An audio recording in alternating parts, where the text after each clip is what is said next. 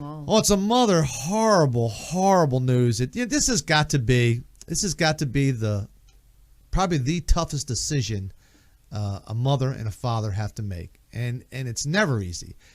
There's a British baby called Charlie Gard. If you've been reading about it, it's an 11-month-old with a rare terminal medical condition who has been the center of this ongoing legal battle, and it will be evaluated with doctors from the United States if all goes as planned. They'll be examined by Dr. Michio Hirino, a neurologist at New York's Columbia University Center. He's developing an experimental therapy that has been used in at least one American patient with a similar but less severe mitochondrial disease. Mm-hmm. He specializes in myopathies and other neuromuscular diseases. That's a lot of words there, boy. Is he from Johns Hopkins? I don't know. I think he's in New York. But Hopkins is a good place to get treated. If you're going to get treated, they're to the top of them. At Harvard, they're the good guys to take care of you. The British baby at the center of the global debate, Charlie Gard, has this disease, and the parents have to make a decision. It was born in August with this mitochondrial DNA depletion syndrome, a progressive disease that causes muscle weakness, loss of motor skills, leaving those to have an unable to stand, walk, eat, talk, and eventually breathe. Oh, my. I mean, it is just gut-wrenching. Doctors say Charlie will eventually die from his illness. And his parents, Chris and Connie Yates, successfully raised money in hopes to bring in their son to the U.S. for this experimental treatment. But doctors at the Great Ormond Street Hospital in London, where Charlie has been in since October, argued at the court that is not their choice. It's the parents' choice, and it's not in the parents' best interest. That in the child's best interest to let this kid go, and it's gut wrenching. I mean, who's to say what's right? Who's to say if the parent has to look at their child and say, "Hey, I'm gonna turn the page on you. I'm gonna let it go because you're in that so desperate, so decrepit way that there's nothing we can do to help you." What do you say? You're a mom.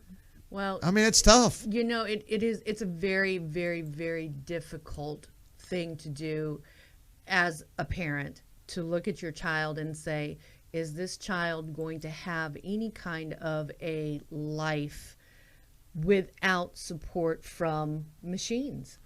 Are they actually going to have a life that they can sustain and grow and be a healthy human being? And you just have to get to a point where you have to lift that up to God and say, what should I do? You've got to. You can't just keep dragging it on and dragging it on and dragging it on. The quality of life for that child is never going to be an actual life that a child is going to have. No. It's not going to jump around, play, sing, swim. No. You can't teach this baby how to dance. You're not going to have it on T-ball.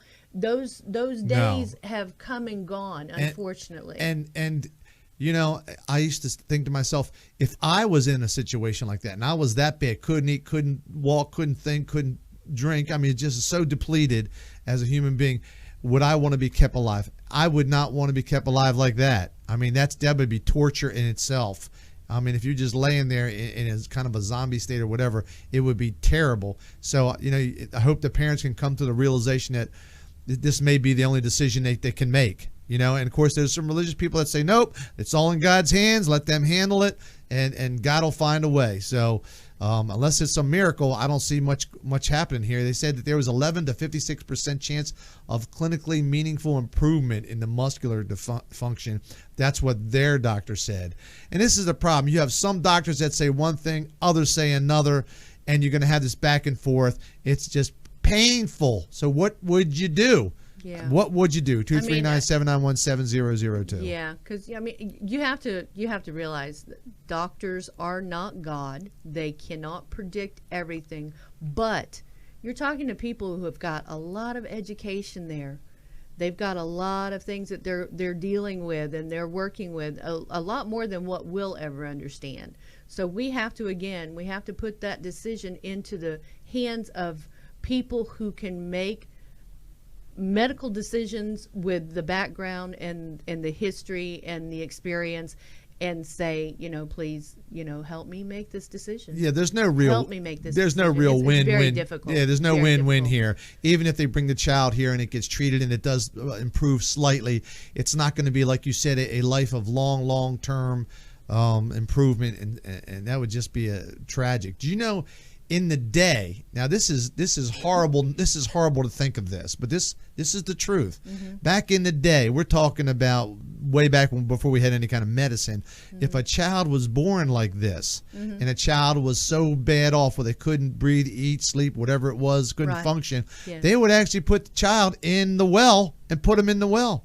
Yes, and that's they how would. and that's how it used to be before there was really any medicine. And people Yeah. are going to be mortified, but that is the truth. That's Yes. how they would do that, and then that's how they would end that baby's life, because it was considered to be, at that time, they would say, retarded. I guess that's not. I know that's not a politically correct word now, because you get shamed if you use that word. But mentally challenged. But there were many other things that may happen. Sure. At a child's birth, they could be born deformed. Right. They could All be that. Born.